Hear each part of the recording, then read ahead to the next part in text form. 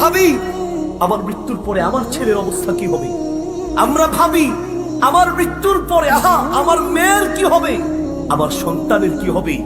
সন্তান নিয়ে ভাবছেন, আপনার মৃত্যুর পরে আপনার কি হবে এটা আগে ভাবা দরকার। আপনার কি হবে, আপনাকে বলছি, আপনার কি হবে, আপনার আরে আপনার কি হবে। আবু হুরায়রা রাদিয়াল্লাহু তাআলা আনহুর মতো সাহাবী, হাদিসের কিতাবের পৃষ্ঠা খুললেই পরে সবচেয়ে বেশি যে সাহাবীর নাম পাওয়া যায় তার নাম হচ্ছে আবু হুরায়রা রাদিয়াল্লাহু তাআলা আনহু। সেই সাহাবী দুনিয়া থেকে বিদায় হয়ে যাবেন। বিদায়ের মুহূর্তে তিনি মৃত্যু শয্যায় শায়িত, চোখের পানি ফেলে কাঁদছেন।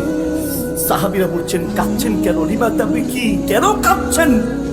বলছেন, লা আবকি লিহাদিহি দুনিয়া, আমি এই দুনিয়ার জন্য কাঁদছি না। আমি কেন কাঁদছি জানো? লিকিল্লাতি সাত, আমার আমল যে খুব অল্প, এই আমল নিয়ে আমি আল্লাহর সামনে কিভাবে দাঁড়াবো। আল্লাহু আকবার। বিশ্ববিহি বাতনিহি, খেয়ে না খেয়ে যেই সাহাবী সারাটা জীবন আল্লাহর রাসূলের কাছে ছিলেন, সেই সাহাবী বলছেন, আমি আল্লাহর সামনে কি দিয়ে দাঁড়াবো। আল্লাহু আকবার।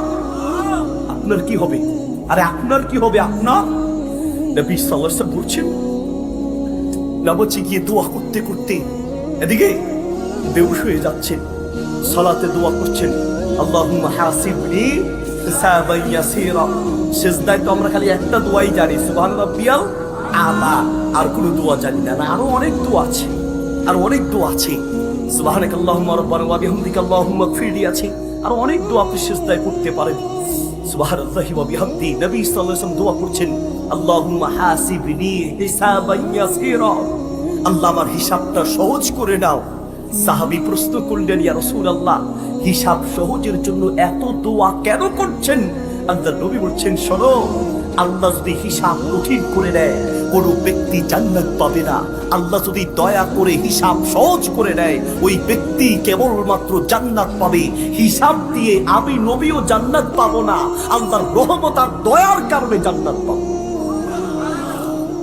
আল্লাহর রহমত আর দয়ার কারণে আমার হিসাব দিয়ে নয়। সে রহমত আর দয়া কাকে বলে?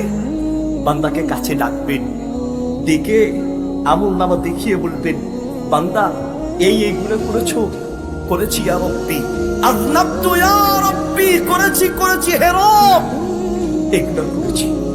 আমার ফেরেশতারা ভুল লিখেছে, লা ইয়া রাব্বি, ভুল লেখে নাই, ঠিক লিখেছে। ফেরেশতারা ভুল লেখে নাই, ঠিক লিখেছে। তাই নাকি? তুমি এই গুনাহ করেছো? করেছি রব, করেছি।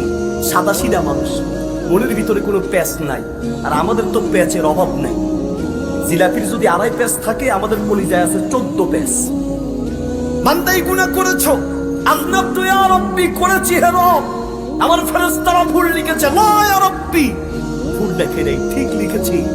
তাহলে এখন কি হবে তোমার? আল্লাহ, আপনি যা বলেন তাই হবে। আমি আপনার গোলাম, আপনি আমার মালিক, আপনি যা বলবেন তাই হবে। বান্দা, তোমার এই গুনাহগুলো আমি দেখেছি, আমি দুনিয়ায় তোমার এই গুনাহ গোপন রেখেছি, কাউকে আমি বলি নাই। কিন্তু দুনিয়ায় তুমি কিছু আমল করেছো, আমি আল্লাহর জন্য, আমি তোমার উপরে খুশি আছি। এই গুনাহগুলো আমি দুনিয়ায় রেখে গোপন রেখেছিলাম, আজ কিয়ামতের মাঠে এই গুনাহগুলো আমি কাউকে বলবো না, গোপন রেখে দিলাম। আমি তোমার এই গুনাহগুলোকে গোপন রেখে দুনিয়ায়ও বলি নাই, আখিরাতেও বললাম না। আমি গোপন রেখে আমি নিজ রহমতে তোমাকে জান্নাতের মেহমান বানায় দিলাম। আল্লাহু আকবার। সেই আল্লাহর রহমত পাওয়ার জন্য কি করেছেন? জীবনে কয়টা আমল করেছেন? হুজুর, এই আমলগুলো করেছি, দুনিয়ার কেউ জানে না, আমি জানি আর আমার আল্লাহ জানে। আল্লাহু আকবার। কেউ জানে না। আপনার ছেলের জন্য আপনি অনেক করেছেন, আপনার মেয়ের জন্য আপনি অনেক করেছেন, আপনার সন্তানের জন্য আপনি অনেক কিছু করেছেন, আপনার স্ত্রীর জন্য আপনি অনেক কিছু করেছেন। আমার প্রশ্ন, আপনি আপনার আল্লাহর জন্য কি করেছেন? আল্লাহর জন্য, আল্লাহর জন্য, আল্লাহু আকবার, আল্লাহর জন্য কি করেছেন? এমন কয়টা আমল আছে? হাজরিন, এদিকে নিজের কলিজার ভিতরে ভয় ঢুকাতে হবে।